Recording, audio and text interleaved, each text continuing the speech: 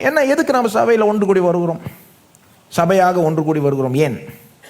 தேவனை ஒன்று சேர்ந்து துதித்து ஆராதிக்கும்படி. அது ஒரு நோக்கம், கரெக்டா? முக்கியமான நோக்கம். இன்னொன்று, தேவனுடைய வசனத்தை கேட்கும்படி, ஜெபிக்கும்படி சொல்லலாம். கம்யூனியன், பேப்டிசம் அனுசரிக்கும்படி இயேசுவை அதை செய்ய சொன்னார் இல்லையா? நம்முடைய காணிக்கை மூலமாக தேவனை ஆராதிக்கும்படி. இந்த மாதிரி நோக்கங்கள்லாம் ரொம்ப முக்கியம் இல்லவா? புதிய ஏற்பாடு இன்னொரு நோக்கத்தையும் ரொம்ப முக்கியமாக சேர்க்குது. அது என்னன்னா, மற்ற விசுவாசிகளோட ஐக்கியம் கொள்ளும்படி, அந்த ஐக்கியத்தில் ஒருவரை ஒருவர் கட்டி எழுப்பும்படி, டு எடிஃபை ஒன் another, ஒருவரை ஒருவர் ஊக்கப்படுத்தும்படி. நல்ல வாழ், தொடர்ந்து போ, உன்னுடைய சவால்கள்லாம் கண்டு பயந்துராத, தொடர்ந்து நல்லது செய், சலிக்காம தேவனை பின்பற்றுன்னு ஒருத்தரை நாம ஊக்குவிக்கணுமா. அப்போ இதெல்லாம் தான் மெயினான நோக்கங்கள்.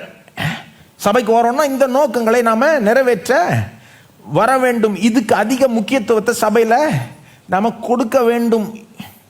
ஆனால் சில நேரங்களில், சில சபைகளில் எதுக்கு முக்கியத்துவம் கொடுக்கணுமோ அதுக்கு கொடுக்காம கண்டத்துக்கும் முக்கியத்துவம் கொடுத்துட்டு போயிடுறாங்க.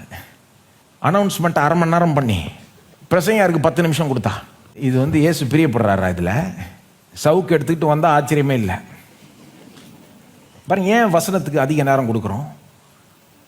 ஃபார் எக்ஸாம்பிள், துதிப்பாடலை விட அது வசனத்துக்கு அதிக நேரம் கொடுக்குறோம். ஏன்னா மனுஷன் கடவுள்கிட்ட பேசுகிறத காட்டிலும் கடவுள் மனுஷன்கிட்ட பேசுறது இன்னும் முக்கியம். நம்ம ஆராதிக்கும் போது நாம் பேசுகிறோம் அவர்கிட்ட.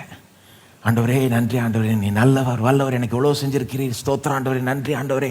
ஆனால் வசனம் போதிக்கப்படுகிறப்போ அவர் நம்மோட பேசுகிறார். நான் கேட்குறேன், நாம் அவர்கிட்ட பேசுறது முக்கியமா, அவர் நம்மகிட்ட பேசுறது முக்கியமா? ரெண்டுமே முக்கியம்.